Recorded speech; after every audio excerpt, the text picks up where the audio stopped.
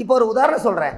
யாருக்கெல்லாம் சூரியன் சனி சேர்க்கை இருக்கோ அவங்களுக்கு அப்பாவுக்கு அந்த இருதய கோளாறுகள் வரும். அடிக்கடி டாக்டர்கிட்ட செக் பண்ணிக்கணும். ஏன், என்ன காரணம்? எங்கள் அப்பா நெஞ்சு வலியில் தான் இறந்து போனார். இது எனக்கு மட்டும் பொருந்தா எல்லாத்துக்கும் பொருந்தா? நான் ஒரு 200-300 பேர்த்த கேட்டேன். அந்த சூரியன் சனி சேர்க்கை இருக்கிறவங்களுக்கு என்னங்கம்மா பொருந்தது. சூப்பர். இங்கே பொருந்துங்களா ஐயா? சூப்பர். பாருங்க, ஒன்று சொன்னால் அது கரெக்டாக இருக்குதாங்கிறது அந்த கூட்டத்துக்குள்ளே தெரியுது பாருங்க. ஏன் சூரியன் சனி சேர்க்க வந்தால் இருதய கோளாறு வருது, அது மட்டும் சொல்லுங்களே பார்க்கலாம்.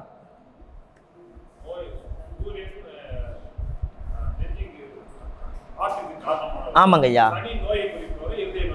சரி, ரைட்டு. ஐயா ஒரு கருத்து சொன்னார், சூரியன் சனி பகை. அம்மா சொன்னது சரி. அடுத்தது இன்னும் கொஞ்சம் சொல்லுங்க.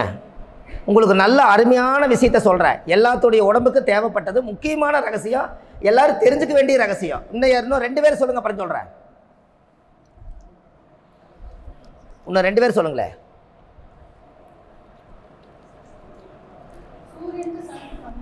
சூரியன் சனி பகை. சரி, நான் உங்களுக்கு சொல்லட்டுங்களாம்மா? சூரியனும் சனியும் சேர்க்கை யாருக்கெல்லாம் வருது, இருதய கோளாறு எதனால் வருது அப்படின்னு நீங்கள் தெரிஞ்சுக்கணுன்னா இந்த விஷயத்தை நீங்கள் கண்டிப்பாக தெரிஞ்சுக்குங்க. ஆனால் பயப்படாதீங்க. பிறப்பில் இருக்கிறத யாரையும் மாற்ற முடியாது. ஆனால் பயப்பட வேண்டாம். பயப்படுற மாதிரி விஷயமெல்லாம் ஒன்றும் கிடையாது. அந்த லாஜிக்கை மட்டும் தெரிஞ்சுக்குங்க. சூரியன் இருதயம், அம்மா சொன்ன மாதிரி இது என்ன பண்ணுதுங்க? துடிக்குது, இப்படி துடிக்குது. சனி அது மேலே போகும்போது என்ன ஆகுன்னா இந்த லேப்டாப்ங்கிற அப்படி போகும்போது அந்த இடத்துக்கு போகும்போது நிறுத்திடுதுங்களா? அதனால இருதய கோளாறு வருது. எப்படி இருதய கோளாறு வர்றதுக்கு என்ன காரணம்? இது துடிக்குது, இருதயம் துடிக்குது. இது மேலே சனி மேலே போகும்போது என்ன ஆகும்? அதுக்கு மேலே சனினா சுமை. அந்த இளமையான இளம் இதயம் துடிக்கும் போது ஒரு சுமையானது மேலே இருக்கும்போது அது விசாலமாக துடிக்குமா? துடிக்காது. அதனால சூரிய நட்சத்திரத்தில் சனி, சனி நட்சத்திரத்தில் சூரியன் இருக்கிறவங்களுக்கெல்லாம் டாக்டர்கிட்ட போய் செக் பண்ணி நம்ம உடம்பை பாதுகாப்படி வச்சுக்கிறது நல்லது தானே. இன்னொன்று வேணால் சொல்ல, சூரியன் சனி சேர்ந்தால் அப்பாவுக்கு மகனுக்கு ஆகாது. அப்பா சம்பாதிக்கிற சொத்து மகனுக்கு நேரடியாக கிடைக்காது. பிரச்சனை பண்ணி தான் வாங்க முடியும், நேரடி எழுதி கொடுக்க மாட்டார். ஏன்? சிம்மத்தில் என்ன கிரகம் பகை? சனி பகை. மகர வீட்டில் யார் பகை? வெரி குட், அவ்வளோதான். அவருக்கு இது 8, இதுக்கு இது 6. அதனால் கரெக்டுங்களாம்மா? வேறு வழி இல்லையே இல்லைங்கம்மா? அம்மா கரெக்டா? சிம்மத்துக்கு 6, மகரம், மகரத்துக்கு 8. இவருக்கு அவர் பகை, அவருக்கு இவர் பகை. கரெக்டாக இல்லையே சொல்லுங்கள்? அப்போ இந்த பகை எப்பவுமே காலச்சக்கரத்துக்கு பகை தானே. ஐயா, பூர்வீக சொத்து விற்கணுன்னு எத்தனை கோயிலுக்கு போய் பூஜை பண்ணுறாங்களே. அந்த பூர்வீக மண்ணில் சாபம் இருக்குது, பரிகாரம் பண்ணணும், ராமேஸ்வரம் போகணும் எல்லாம் சொல்கிறாங்க. ஆனால் எல்லாம் போயிட்டு வந்துட்டுங்க, பூர்வீக சொத்து விற்க மாட்டேதுன்னு சொல்கிறாங்க. இந்த அந்த பூர்வீக சொத்தை ஒரு 3 மாதத்தில் 6 மாதத்தில் வித்தாகணும். அதுக்கு ஒரு பரிகாரம் வேணும்னு கேட்குறாரு. என்ன பரிகாரம் சொல்லலாம் அம்மா சொல்லுங்கள்? பூர்வீக சொத்து விற்கணும், அதுக்கு ஒரு பரிகாரம் சொல்லுங்கள். பார்த்தீங்களா ஐயா? எல்லாரும் போய் கோயிலில் போய் விளக்கு போட்டு சாமி கும்பிட்றோம், ராமேஸ்வரத்தில் போய் முன்னோர்களுக்கு திதி கொடுத்துட்டு வர்றோம். இத்தனையும் பண்ணுறமே, இந்த பூர்வீக சொத்து யாருதுங்க ஐயா? பூர்வீக சொத்து யாருது? Very good. தாத்தா எவ்வளோ கஷ்டப்பட்டு ஒரு முழம் தள்ளி போச்சுன்னா தலையிலேயே அடிச்சும் கூட வேலி போட்டு காப்பாற்றி வச்சிருந்த சொத்தை விட்டுட்டு போயிட்டார். கரெக்டுங்களா? யாருக்காக? பேரனுக்காக, பேத்திக்காக நல்லா வாழ்த்துன்னு. அவர் சம்பாதிச்ச சொத்தை, அவருடைய பங்கை அவருக்கு சந்தோஷப்படுத்தாமல் அந்த பூர்வீக சொத்து விற்க முடியாது.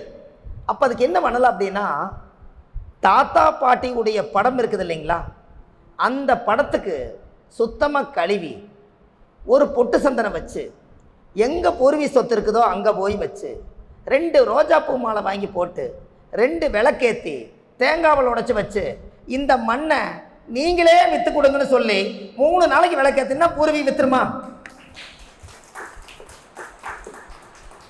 ஐயா, சாட்சிக்காரு காலில் விழுகிறதுக்கு பதிலாக அவர் சம்பாரிச்ச சொத்தை அவரை நீங்கள் நினைக்கல, அதனால பகை.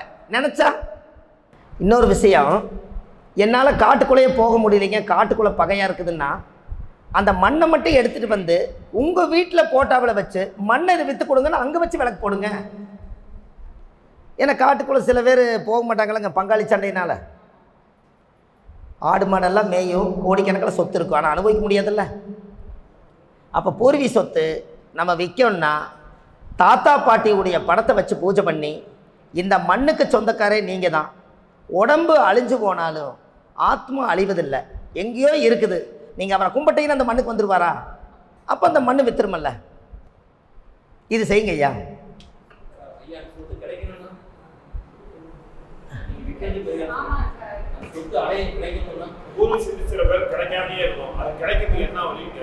அது பங்கு உங்களுக்கு சம்மந்தப்பட்டது தானே.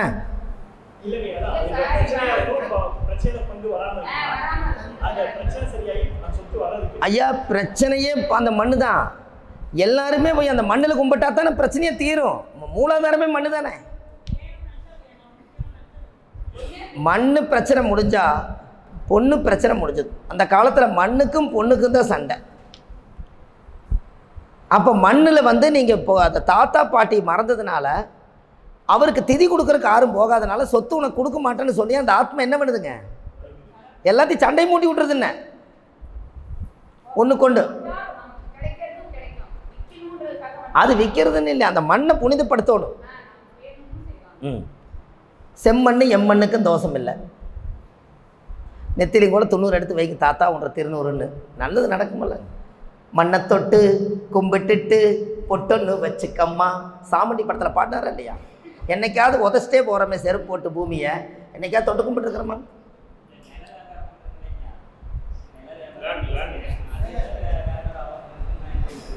ரியல் எஸ்டேட்டு வியாபாரம், ரியல் எஸ்டேட் நடக்கணும்.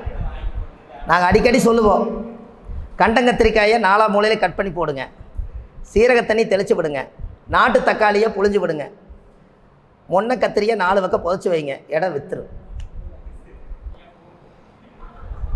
எப்படி? அதுக்கு பேர் கண்டங்கத்திரி. புது கத்திரி வாங்கி 4 கத்திரி 4 பக்கம் கண்டங்கத்திரி, அதை கட் பண்ணி போடுங்க. சீரகம், அந்த அகம் அது சீரகம் ஆகணும், அதனால் சீரகம். செவ்வாய்த தக்காளி, அது அந்த இடத்த கசக்கி புழிஞ்சிருங்க, வெக்கப்பட்டு போயிடும். முன்ன கத்திரி வெட்டுங்க, முடி வெட்டிப்பாங்களங்க, 4 கத்திரி வாங்கி பூமி கடையில் போச்சு வைங்க. இது முடி, அது முடி. செவ்வாய்க்கு இரும்பு, சனி பகை, வெத்துரு. சலூன் ஷாப்பில் போய் கேட்டிங்கன்னா நிறையா முன்ன கத்திரியெல்லாம் போட்டு வச்சுருப்பார். அவர்கிட்ட ஒரு 10 100 கொடுத்துட்டு அந்த கத்திரி வாங்குங்க. அவர் பூரா வெட்டிட்டு வெட்ட மாட்டேதுன்னு வச்சுருப்பார். அவர் எத்தனையோ பேர்த்த முடி வெட்டினவர் அவர், கரெக்டுங்களா? அதுக்கு காரணம் அது இரும்பு. ஆக மொத்தத்தில் அது இரும்பு ப்ளஸ் அது வந்து கத்திரி, அது வந்து கண்டங்கத்திரி. தலையின சனி, அது கர்மா. அது வெட்டின கத்திரி வாங்க, போய் அதை கொண்டு போய் செவ்வாய்க்கிழமை கொண்டு போய் கத்திரியை 4 பக்கமும் போச்சு வச்சுருங்க. அது கண்டங்கத்திரிக்காயை கட் பண்ணி போடுங்க, நாட்டு தக்காளி பிழிஞ்சு விடுங்க, சீரக தண்ணி நைட்டு ஊற வச்சு காலையில் தெளித்து விடுங்க. அந்த இடம் விற்று சீரகமாயிரும், காசு உங்களுக்கு வந்துடும்.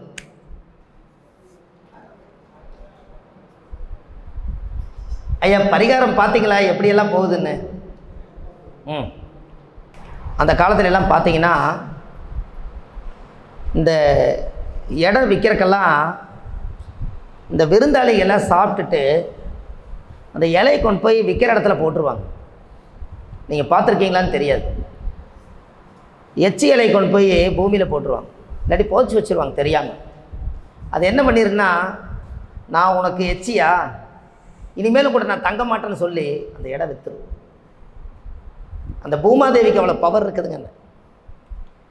அது முறையோடு விற்கணும், முறையோடு கும்பிட்டு அது விற்கணும். அந்த காலத்துலலாம் இந்த எச்சி இலையை கொண்டு போய் போச்சு வச்சுருவாங்க. அதை போச்சு வச்சிட்டாங்கன்னா பூமாதேவி வந்து வெக்கப்பட்டுக்கு. ஆனால் அந்த பரிகாரம் செய்யக்கூடாது. ஏன்?